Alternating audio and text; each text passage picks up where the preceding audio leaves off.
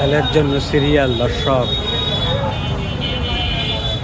Iran Israel যুদ্ধের ফলে বৈশ্বিক যে তেলের সংকট তার প্রভাব পড়েছে বাংলাদেশও। রাজধানীর আগারগাঁও তালতলা বাস স্ট্যান্ডে একটি তেলের পাম্পের সামনের ছবি।